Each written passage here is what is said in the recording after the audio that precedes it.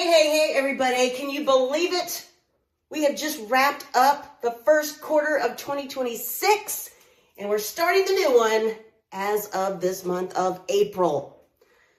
So with that in mind, let's shift our thoughts a little bit. Take a deep breath and get to where we can focus here.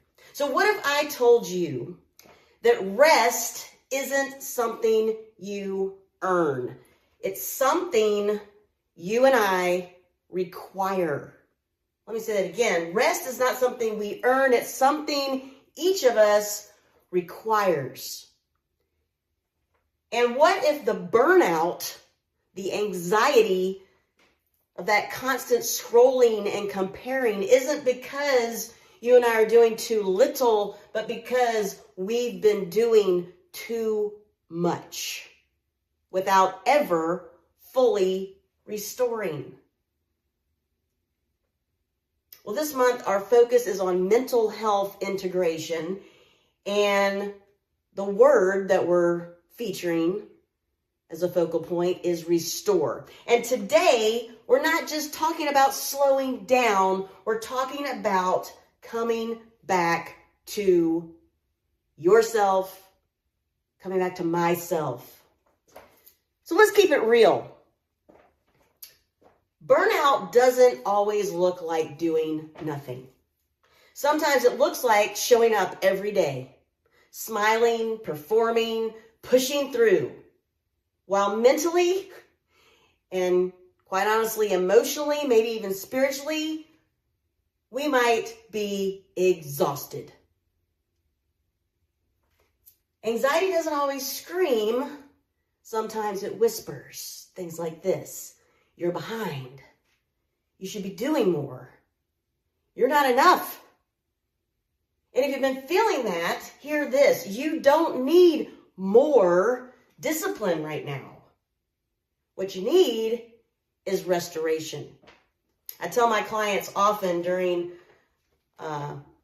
personal training sessions, but also within a high-intensity interval training type of session, that the rest is as important as the work. You've got to fully rest so that you can fully work. That's how this works. Because if you don't ever get that restoration and recovery, burnout is guaranteed. So let's talk about a layer that's quietly draining us. And I can raise my hand to this as well. So this is about you and I. All of us in this big, wide, wonderful world are impacted positively and sometimes not so positively by social media. Because while it can inspire us, it can also be a distraction to us and distort what appears to be real. Because let's be real, we are seeing highlight reels oftentimes. And we don't see the living behind the scenes necessarily.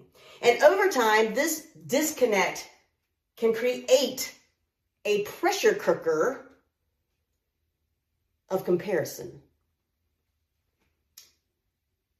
And a constant feeling of, man, I'm not doing enough. I mean, look what they're doing over there. They're doing all these things. I got to do more. I got to do more. I got to do more. So part of restoring our mental health is not just what you and I consume, but how often we allow it in, and questioning whether or not we're allowing it to consume us. So we need to try this. We need to try creating space. Not forever, not dramatically, but intentionally. Creating space where we can hear our own voice. And that's harder and harder to do because there's so much noise out in this big, wide, wonderful. It's a wonderful world, but boy, can it be loud. So you have to be intentional about creating space to not be consuming all of that noise. All right, so let's shift into what it looks like, to act upon this focal point word of restore. What does it look like to put restore into action? Well, first and foremost, mental health isn't separate from our personal fitness.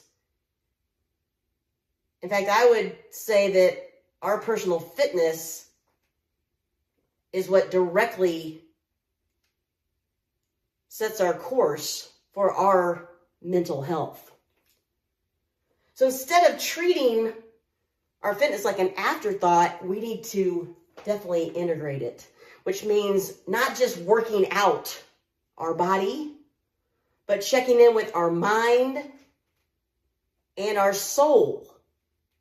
Not just pushing through workouts, but paying attention to the energy of the day that we have, that we're putting into those workouts. And not just chasing the results, but gaining and building an awareness of ourselves more deeply in terms of our mental, physical, and spiritual self.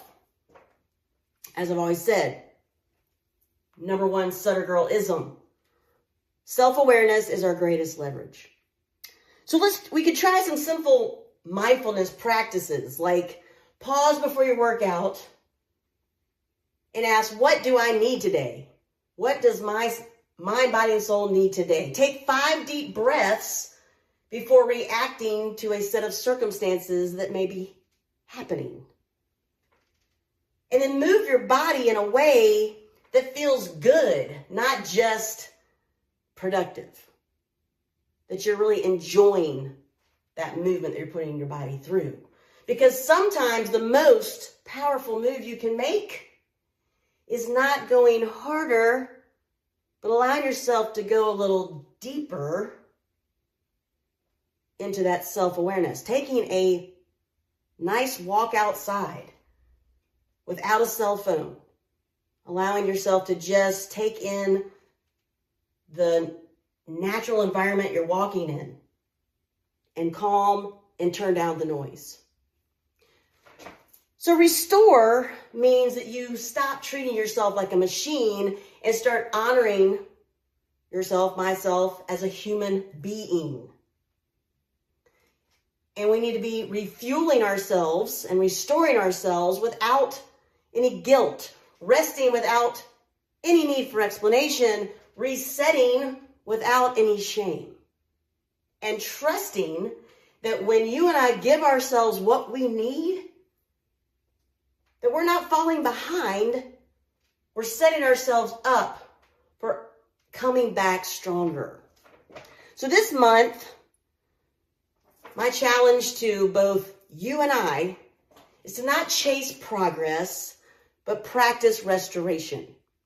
Because the strongest version of you, and me too, is not the one who never stops. It's the one who knows when to pause and build that courage to begin restored and refreshed again. All right, y'all. Have an absolutely fantastic April.